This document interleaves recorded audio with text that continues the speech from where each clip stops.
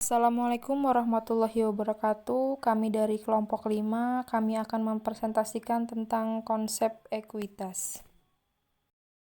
Pengertian ekuitas. Ekuitas didefinisi secara mekanik atau prosedural dalam kaitannya dengan elemen-elemen statement keuangan yang lain. Lebih tegasnya, ekuitas tidak dapat didefinisikan secara independen terhadap aset dan kewajiban.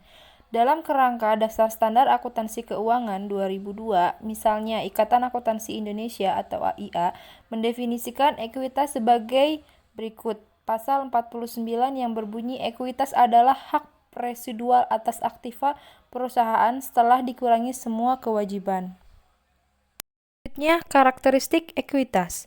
Menurut FASB, Statement of Financial Accounting Concept nomor 6 mendefinisikan ekuitas sebagai hak sisa terhadap aktiva suatu entitas setelah dikurangi hutang. Dari definisi tersebut dapat dikatakan bahwa dua karakteristik ekuitas adalah sebagai berikut. Yang pertama, ekuitas sama dengan aktiva neto, yaitu selisih antara aktiva perusahaan dengan hutang perusahaan. Yang kedua, ekuitas dapat bertambah atau berkurang karena kenaikan atau penurunan aktiva neto, baik yang berasal dari sumber bukan pemilik, pendapatan dan biaya, maupun investasi oleh pemilik atau didistribusi kepada pemilik. Selanjutnya, komponen ekuitas. Yang pertama, pembedaan modal setoran dan laba ditahan. Perbedaan antara dua bagian elemen ekuitas pemegang saham sangat penting. Dari segi administrasi keuangan, laba ditahan merupakan indikator daya melaba, sehingga laba ditahan harus selalu dipisahkan dengan modal setoran, meskipun jumlah pada akhirnya ditotal untuk membentuk ekuitas pemegang saham. Pembedaan ini juga penting secara yuridis karena modal setoran merupakan dana besar yang harus tetap dipertahankan untuk menunjukkan perlindungan bagi pihak lain. Dana ini hanya dapat ditarik kembali dalam likuidasi rupiah secara yuridis dapat digunakan untuk pembagian dividen. 2. Modal yuridis. Modal yuridis timbul karena ketentuan hukum yang mengharuskan bahwa harus ada sejumlah rupiah yang harus dipertahankan dalam rangka perlindungan terhadap pihak lain. Bentuk ketentuan hukum ini adalah bahwa saham harus mempunyai nilai nominal atau nilai minimum yang dinyatakan untuk menunjukkan hak yuridis. Modal yuridis adalah jumlah rupiah minimal yang harus disetor oleh investor sehingga membentuk modal yuridis. 3. Besarnya modal yuridis. Dalam hal saham bernilai nominal, modal yuridis dapat sama dengan jumlah yang dikenal dengan nama modal saham. Modal saham menunjukkan jumlah rupiah perkalian antara cacah saham beredar dengan nilai nominal per saham. Jumlah ini merupakan jumlah rupiah yang secara yuridis menjadi hak pemegang saham, walaupun dalam transaksi pembelian saham, jumlah rupiah yang disetor atau dibayar melebihi modal yuridis tersebut. Modal setoran saham. Nominal saham sering dianggap bukan merupakan harga efektif saham, sehingga secara akuntansi, penentuan nilai nominal saham sebenarnya tidak bermakna ekonomik. Dalam hal tertentu, nilai nominal saham lebih merupakan alat untuk pemerataan distribusi kepemilikan daripada untuk menunjukkan nilai saham itu sendiri. Karena tidak bermakna ekonomik, saham dapat diterbitkan tanpa nilai nominal. 5. Perubahan modal setoran. Berbagai sumber yang dapat mengubah modal setoran dengan berbagai masalah teoritisnya adalah: yang pertama, pemesanan saham; yang kedua, obligasi terkonversi; yang ketiga, saham istimewa terkonversi; yang keempat, dividen saham; yang kelima, hak beli saham, opsi dan warna saham TRIAS. 6. Pemesanan saham. Pada umumnya, investor yang berminat membeli saham perusahaan harus memesan terlebih dahulu saham yang dibeli dengan harga yang sesuai. Yang menjadi masalah adalah apakah jumlah rupiah saham pesanan tersebut telah dapat diakui sebagai modal setoran. Jumlah rupiah saham pesanan dapat diakui sebagai modal setoran hanya apabila memenuhi dua syarat, yaitu tidak dapat dibatalkan dan pelunasan tidak terlalu lama. 7.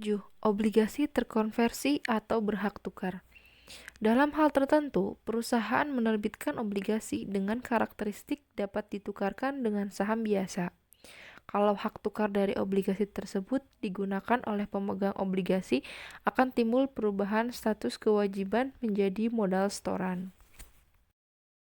8. Saham prioritas terkonversi.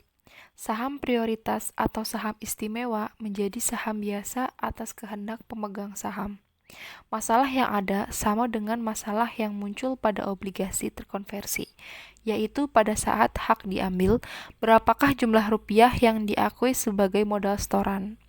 Dalam mengatasi permasalahan tersebut, terdapat dua alternatif yang dapat digunakan, yaitu pendekatan suatu transaksi dan pendekatan dua transaksi.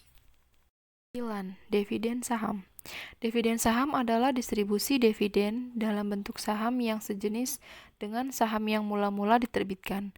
Permasalahan yang muncul akibat pembagian dividen saham adalah bila dikapitalisasi, berapakah jumlah rupiah yang akan dikapitalisasi menjadi modal setoran. Untuk mengatasinya, alternatif penyelesaian yang digunakan terdiri atas dasar nilai nominal dan atas dasar nilai pasar saham. 10. Hak beli saham, opsi, dan waran. Hak beli saham adalah hak yang diberikan bagi pemegang saham lama untuk membeli sejumlah saham, proporsional dengan kepemilikan. Hak ini biasanya dimaksudkan untuk mempertahankan kepemilikan pemegang saham lama. Secara umum, opsi diartikan sebagai klaim untuk membeli atau menjual saham tertentu yang sengaja diciptakan oleh investor untuk dijual kepada investor lain. Opsi saham ini biasanya digunakan sebagai sarana untuk meningkatkan loyalitas dan motivasi karyawan dengan menjadikan mereka pemilik perusahaan dan untuk menambah penghasilan karyawan. Terdapat dua macam opsi, yaitu call and put. A. Opsi call, B. Opsi put. Adalah efek yang diterbitkan oleh suatu perusahaan yang memberi hak kepada pemegangnya untuk pemesanan saham dari perusahaan tersebut pada harga dan jangka waktu tertentu. 11. Saham treasure. Saham treasure adalah penarikan kembali saham yang beredar untuk sementara dan kemudian diterbitkan kembali. Beberapa alasan perusahaan melakukan penarikan kembali, antara lain adalah saham tersebut akan diterbitkan kembali kepada karyawan dalam program opsi saham. 12. Perubahan laba ditahan. Kalau pemisahan antara transaksi modal dan transaksi operasi harus tetap dipertahankan, hanya terdapat dua faktor utama yang mempengaruhi besarnya laba ditahan, yaitu laba atau rugi periodik. Transaksi lain yang dapat mempengaruhi laba ditahan adalah transaksi yang tergolong dalam transaksi modal. 11. Penyajian modal pemegang saham. Urutan penyajian kewajiban dan pemegang modal saham dalam neraca sebenarnya menggambarkan urutan perlindungan dalam kondisi perusahaan mengalami defisit dan dalam kondisi perusahaan dilikuidasi. 14. Perincian laba ditahan. Laba ditahan dapat disajikan dan dirincikan atas dasar sumber by research, dan ada pula kebiasaan bahwa laba ditahan disajikan dengan merincinya atas dasar tujuan by purpose dengan cara yang disebut apresiasi dan pembatasan. Dan yang terakhir, 15. Laba komprehensif. Perubahan akibat transaksi operasi atau transaksi non-pemilik harus dibedakan dan dipisahkan secara tegas dengan perubahan akibat transaksi pemilik. Semua perubahan akibat transaksi operasi harus dilaporkan melalui statement laba rugi. Pos-pos operasi dalam arti luas sebagai lawan pos-pos transaksi non-pemilik meliputi pos-pos operasi utama, pos-pos tambahan, dan pos-pos yang sifatnya khusus atau luar biasa tetapi berasal dari transaksi non-pemilik. Kesimpulannya, konsep kesatuan usaha memisahkan secara fisik dan konseptual antara manajemen dan pemilik. Ekuitas pemegang saham menggambarkan hubungan yuridis antara perseroan dengan para pemegang saham. Ekuitas pemegang saham terdiri atas dua komponen, yaitu modal setoran dan laba ditahan. Modal setoran dipecahkan menjadi modal yuridis dan modal setoran lain. Terima kasih atas perhatiannya. Wassalamualaikum warahmatullahi wabarakatuh.